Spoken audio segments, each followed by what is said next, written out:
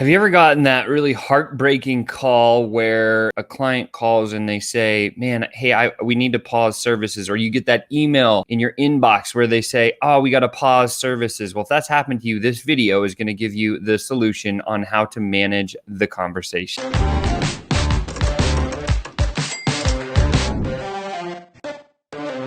What's happening, Sales Ascenders? Sean here, back at you with another high-ticket tune-up. Make sure and smash that subscribe button and turn on the notifications and all the cool bells and everything so that you get notified so you can tune up your sales game. Excited today. Got a great question from Howie. Howie asks this. He says, Sean, what should I do if a current client wants to pause working with me? Dang it. This is so frustrating, right? Well, typically most traditional sales people, when they hear this one, they want to go hide under rocks. They want to go put themselves in the closet for one reason or another. There's always that little piece of head trash that says, oh man, like I'm just going to sweep it under the rug. Dang it, I hate it. I'll just have to go get some more business or anything like that. And so if you're that person, because I've been that person before and I know that it sucks to be there, this video is going to truly help you out. And again, I just want to cover this one. It's very valuable. So what should I do if a current client wants to pause working with me? Check it out very simply. We are going to go and do this. First, we want to set up a call with them. The most important thing that we can do in this scenario is have a high level of communication. So if you don't have a high level of communication with this particular client, make sure and just say, hey, no worries. We actually have a process that we follow when this happens. I need to set up a quick meeting and get a little bit of information from you. Grab out your calendar. That's all you need to do. Set up a call with them. Let me say it again. So it's like, hey, I understand that like you're interested in pausing right now, which is fine. We actually have a process for that. Let's set up a meeting so I can go through and grab the stuff that I need in order to make it happen. Grab out your calendar. And it's just that quick. And you demand a meeting with the person, right? Then the second thing is this. We need to identify one of the following things, because there's only 3 reasons why somebody would want to pause working with you, okay? So identify, is it reason number 1? Reason number 1 could be there's a change in the direction of the company or for the company, the client, your client. And so when you get into that conversation, say, hey, I understand you want to pause. I respect that. I just need to get some information. First and foremost, I need to kind of understand a little bit more detail so I can go back with my team. So could you share with me, was there a change in the direction of the company that we agreed on when we first engaged in our conversation? And they're going to say yes, no, or maybe so, right? And if you can't take a maybe so, just be like, I don't get that one. So you either change directions or you didn't. What is the new direction? And please explain to me why the pause is going to make sense for you. So important, because this one's not you as a salesperson. You got to understand it's not going to be you. It might just be internally there is a real thing there. Secondly, we want to see if there was non-clarity of deliverables. This one's personal to me. I never get somebody involved with any of the stuff that we sell unless I know it's going to truly solve a problem, make an impact, and there's a way that we can move forward and actually implement and execute so that we can get results. In my sales conversations, I make sure that I have the clarity part of the conversation with the deliverables of what we're expecting. So if you haven't done that yet, it would be advisable to go back and look at your offer. Just make sure that when you do onboard a client for the first time, do you have that entire deliverables section set up so that you can give them like, here's what's going to happen and this is what we agree to. See, we were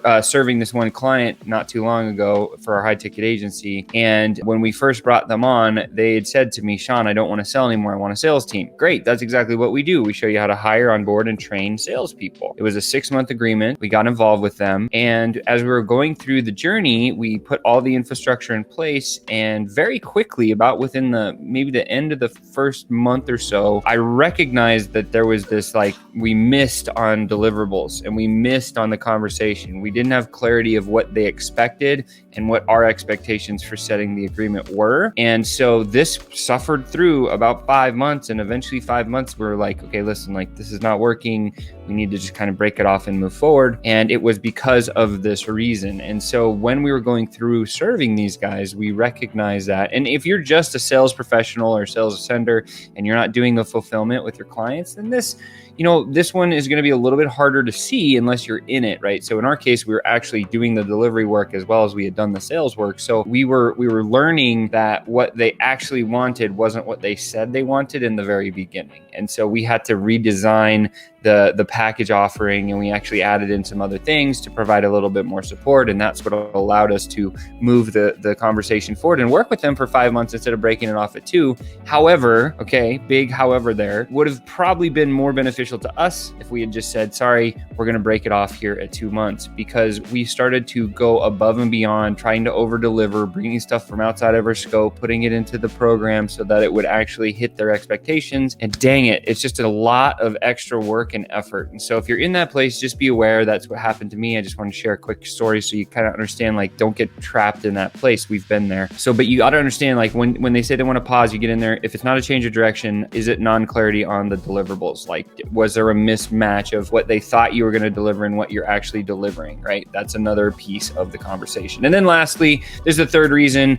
Is it me? Did you not get them the results or the transformation that you said you were going to? And typically this one's hard because it hits the ego, but we got to be very open, right? The better, more transparent and better communicators we can be in our sales conversations, the better off we are going to be for the long run, right? If you know that you didn't get your client the results, make them say it to you so you hear it, and then figure out how to go back and change the results for them or change the results for every client that you bring on in the future. These are the only reasons why somebody should want to ever pause with you. If they say it's too expensive, it's probably because it's number 3. You're not delivering the transformation. If you help them grow a business or something like that, where is the results? Just make sure that you are critical about that, but don't beat yourself down, like crazy on it. Just understand that it is one of the 3 things that could possibly happen when a client says, hey, I want to pause with you. So, and then once you've understood which one of these it is, guess what? You probably can't change A, but you can definitely change B and C. So we need to have visibility and transparency. And the only one that I would ever say is okay for someone to pause with me is if they have a change of heart, change in direction of the company. Because the other 2, like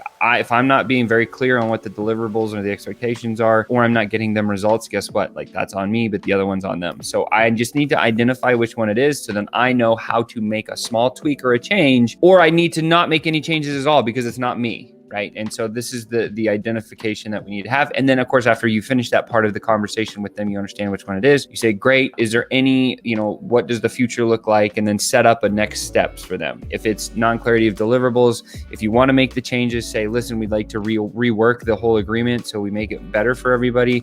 Would you be open to looking at that? Yeah, sure. Maybe so. That's one way you can go from there. Or if it's you and you're not getting them results, say, listen, you're probably right. Let's just call it pause for now. I'll re-engage with you here in the next couple of months and just eat that one, right? Like, because if you're not getting them results, you better be getting them results, right? So, but remember, it comes with a caveat. The caveat is they better be doing the work that you teach them or you coach them on. And then that one you can call out on them. So that's the other big piece of it. So with that said, you've just been tuned up. I love your face. Happy Thursday. And I can't wait to see you next time.